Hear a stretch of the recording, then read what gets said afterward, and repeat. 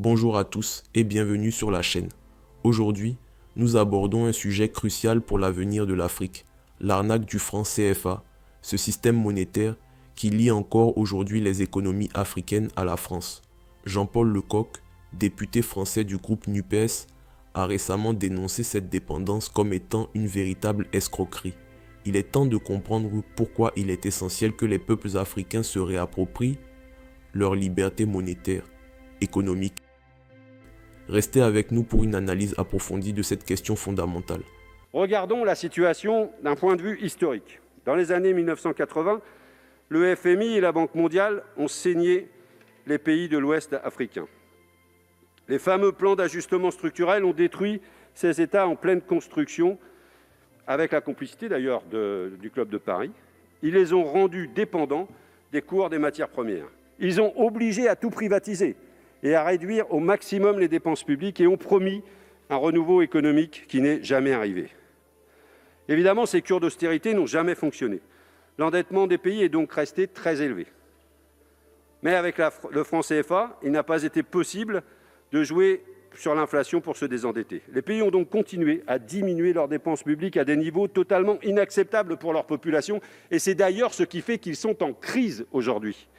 Des systèmes éducatifs totalement dégradés, des systèmes de santé inefficaces, des salaires des fonctionnaires si faibles qu'ils ne peuvent empêcher la corruption. Face à ces situations, l'aide publique au développement ne suffit pas à remonter la pente. Pauvreté, inégalités qui explosent, chômage de masse, désespoir de millions de jeunes et exil contraint.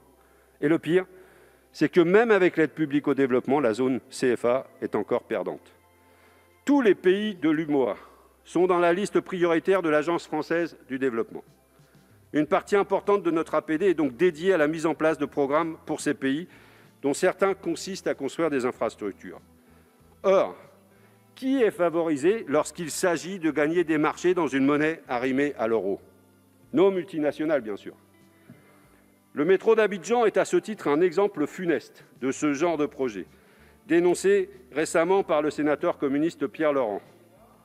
Il a été confié, suite à d'immenses pressions du pouvoir français, sans appel d'offres, à un consortium d'entreprises françaises à un prix astronomique. La transformation du franc CFA en éco ne va donc en rien changer ce système.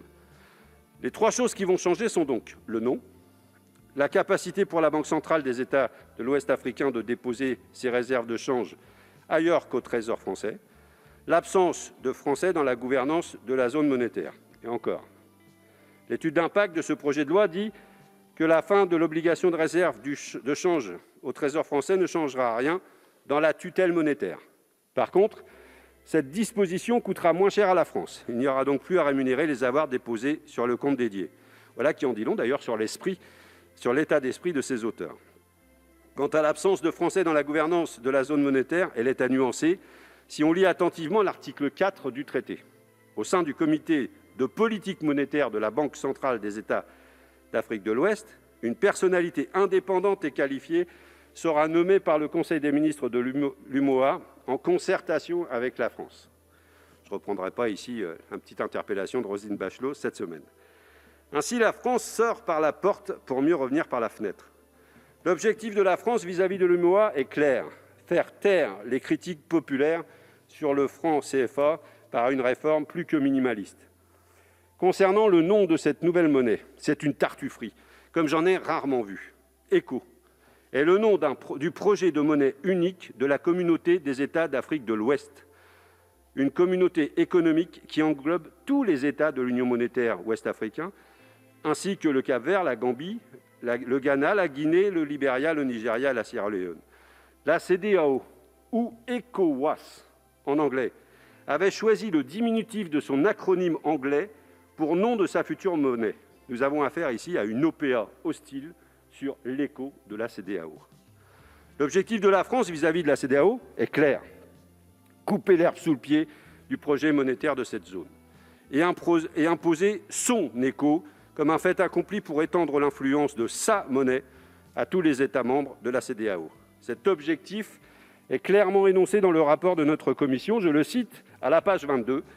Le fait que le changement de monnaie, seul d'un héritage controversé, est susceptible de générer une dynamique politique.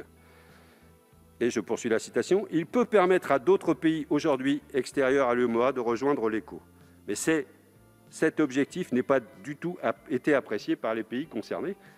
Le Nigeria, poids lourd de la CEDEAO, a évoqué l'implosion de cette zone si la réforme du CFA était mise en place.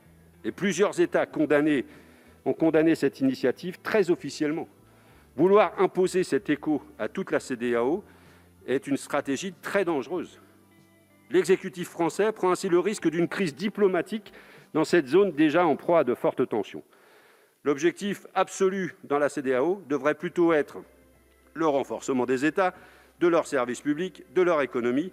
Seuls ces objectifs permettront d'offrir aux populations des perspectives de vie et de travail sur place. Cela explique que 50 ans après les indépendances, l'Europe soit encore le premier partenaire commercial de la plupart de ces pays, alors que le commerce à l'intérieur de l'Afrique entre ces pays représente moins de 15% au total. Ça doit vous parler, monsieur le ministre, ce commerce extérieur. Ce chiffre est un véritable échec du franc CFA. À lui seul, il justifierait d'ailleurs sa remise au placard de l'histoire. Il n'y a au sein de l'UEMOA aucun mécanisme de solidarité, aucun marché unique, aucune union politique et pas d'intérêt économique, finalement, à partager une monnaie qui serait bénéfique pour chacun de ses membres. Comparons à nouveau avec la zone euro. Malgré une très forte intégration économique et un commerce entre les États membres de la zone euro, on sait tous que les choses sont complexes. Mais là, on a affaire à une union monétaire sans autre forme d'union. Rajoutons à cela le fait qu'en cas de crise, lorsque l'on ne maîtrise pas sa politique monétaire et qu'on ne peut pas laisser filer l'inflation pour diminuer sa dette, le seul outil pour se désendetter est la diminution des dépenses publiques. Ça nous parle aussi ici. Comme dans l'Union européenne, c'est austérité à perpétuité. Le rôle du franc CFA dans la situation économique et sociale catastrophique des États membres de l'UEMOA est donc à étudier avec sérieux. Ce n'est évidemment pas l'unique facteur, nous sommes d'accord. Et par cette stratégie du chaos, la France affaiblit la CEDEAO. Or, la CEDEAO est l'appui de l'Union africaine dans la région pour mener une politique de convergence économique et financière, une union douanière pour créer des intérêts économiques communs dans la région et surtout pour mettre en place une devise commune. Affaiblir la CEDEAO, c'est affaiblir le relais de l'Union africaine pour l'intégration régionale. Affaiblir la CEDEAO, c'est affaiblir le multilatéralisme africain. Vous parlez de multilatéralisme, sauf quand ça ne vous intéresse pas. Et j'imagine que personne ici ne veut aujourd'hui affaiblir le multilatéralisme africain. Voulons-nous être complices de cette stratégie de casse ? Que l'on me comprenne bien, je ne penche pas non plus pour le très libéral projet éco de la CEDEAO. Je constate simplement que le gouvernement français s'est invité dans ce débat pour en perturber le cours.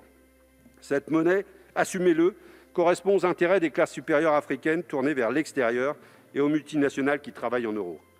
Pour les peuples et pour les PME africaines, cette monnaie peut être un véritable boulet. L'exécutif français ne doit pas imposer sa volonté en faisant pression sur des dirigeants africains. Ces pays sont indépendants et il est insultant à leur dicter leur politique monétaire et économique. Cela ne fait qu'alimenter le sentiment anti-français.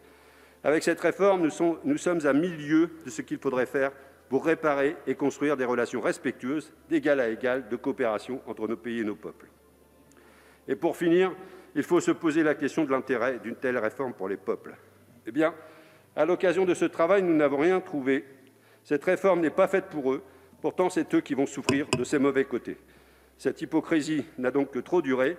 Il faut rejeter ce texte et repartir à zéro. Vous en avez tout de suite la possibilité et entamer un véritable processus démocratique. Je vous invite à soutenir donc ce rejet.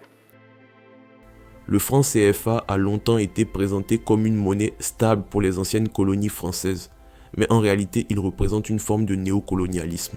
Cette monnaie impose aux pays africains des règles financières strictes et les oblige à stocker une partie de leurs réserves en France. Le système maintient ainsi une dépendance continue vis-à-vis de l'ancienne puissance coloniale. Jean-Paul Lecoq souligne que, loin de garantir l'autonomie économique, ce système empêche les pays africains de prendre des décisions souveraines concernant leurs finances et leurs ressources naturelles.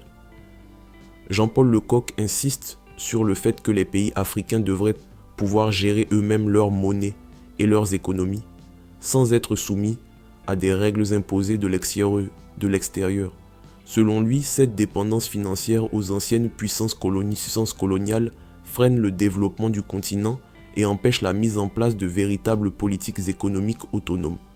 Le contrôle des finances par la France, via la gestion du franc CFA, empêche les pays africains de décider de leur propre destinée économique. Mais ce contrôle économique n'est pas le seul enjeu. Jean-Paul Lecoq affirme que tant que l'Afrique reste liée à un système financier imposé de l'extérieur, elle ne pourra jamais être totalement libre. Les décisions stratégiques, tant sur le plan économique, doivent être prises par les Africains eux-mêmes. La souveraineté économique est donc la clé de l'autonomie politique et de la sécurité sur le continent. Une Afrique libre économiquement pourra enfin prendre les décisions qui lui conviennent sans pression extérieure. Pour que cette réappropriation de la souveraineté soit possible, il est crucial que les Africains prennent conscience de l'importance de cette lutte pour leur liberté. Le franc CFA n'est qu'un des symboles de la domination extérieure qui pèse sur le continent. En retrouvant le contrôle de leur monnaie et de leurs finances, les peuples africains pourront se libérer des influences néocoloniales et tracer leur propre route vers un avenir plus prospère. En conclusion, le franc CFA n'est pas simplement une question monétaire, c'est une question de liberté. Tant que les pays africains resteront dépendants de ce système, ils n'auront pas la pleine capacité d'agir de manière souveraine sur le plan économique, politique et militaire.